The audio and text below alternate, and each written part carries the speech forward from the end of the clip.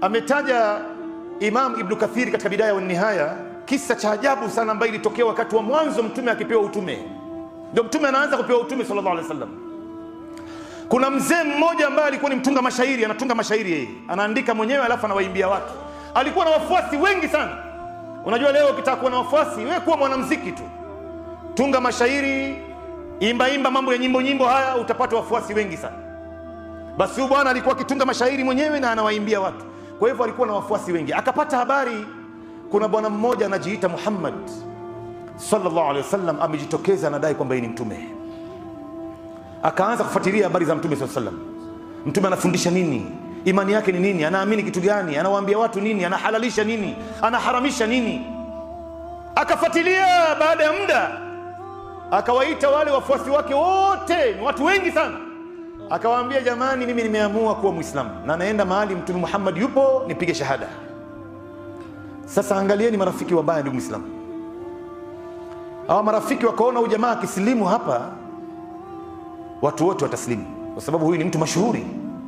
Ndio unaona mtu yote mashuhuri duniani akisilimu hawezi kuangaziwa kwenye media, kwa sababu anahofia watu watataka kujua Uislamu ni dini gani. Hata akasilimu mfano kiongozi wa nchi ama mfalme ama kiongozi wa jamii, hawezi kuonesha hiyo. Ndio hao walihofia hiyo. Wakaanza kumshawishi, wakamwambia, wewe mzee unakwenda kusilimu na huyu Muhammad, anna Muhammadan yaqul inna dinahu khairun min dini al-ajdad. Muhammad anasema dini yake ni bora kuliko dini ya babu zetu. Huyu mzee akawaambia, ni kweli bwana, dini ya Muhammad ni bora kuliko dini ya babu zetu. Kwa sababu gani? Kwa sababu babu zetu walikuwa wanatengeza sanamu kwa mikono yao wenyewe, alafu wanasema hii ni Mungu. Na hii dini yetu nayo imejaa kila aina ya dhulma na khiana na maovu na machafu. Kweli Muhammad ameyakataza yote haya. Wakamwambia, na huyu Muhammad ameharamisha pombe.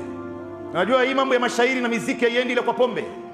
Akamwambia, ni kweli pombe inamdhalilisha mwanamume, inamvua nguo, inamdhalilisha, inamwaibisha, anatoa siri yake, anaifilisi mali yake. Pombe si kitu kizuri.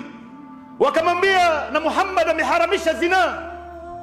Akamwambia, kwa kweli mimi nishakuwa mtu mzima bwana, sihitaji zina sasa hivi, lakini zina kwa kweli ni kitu kibaya, kwa sababu leo unamkuta mtu anazina na binti za watu, dada za watu, mama za watu, wake za watu, lakini yeye mwenyewe hayuko watu wake wa nyumbani waziniwe. Anazini na binti ya mtu, lakini leo binti yake ataziniwa, yuko tayari kumfanya mtu chochote. Sasa iko wapi uadilifu? Hii ni kitu kibaya hichi. Sasa walipoona huyu mzee amewazidi kwa hoja, hapa ndo hatari ya mtu kuwa na rafiki mbaya jamani. Wakamwambia huyu mzee, tupe dakika chache. Wakajikusanya wote, wakapitisha kwa kauli moja, kila mtu mmoja katika jamii yetu hii alete ngamia mmoja.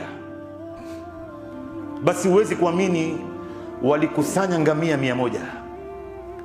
Wakamletea huyu mzee, wakamwambia, sasa chagua baina ya dini ya Muhammad na zawadi ya ngamia 100.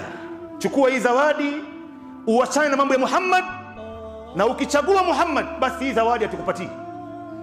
Akawaambia, hadha huwa ar-rai. Sasa ndio umekuja na rai ya sawa. Fa athara al-hayata ad-dunya. Huyu bwana akaamua kuchagua uhai wa dunia. Wala al-akhiratu khairun wa abqa. Na akhira ni bora na yenye kubaki. Akawaambia, sasa nimekubali na siwezi tena kusilimu, na Muhammad sina haja naye, mimi nitachukua ngamia 100 hawa, lakini hapa mashambani hapa mjini itabidi niwapeleke hawa ngamia kule mashambani nikawafuge huko, watu wangu wako kule. Basi akapanda juu ngamia mmoja, akasafiri. Walipofika kule, ile furaha aliyokuwa naye huyu bwana, hakungojea ngamia akae ili aweze kushuka. Unajua ngamia ukiwa uko juu yake ni refu sana, ukikosea step unaweza ukaumia.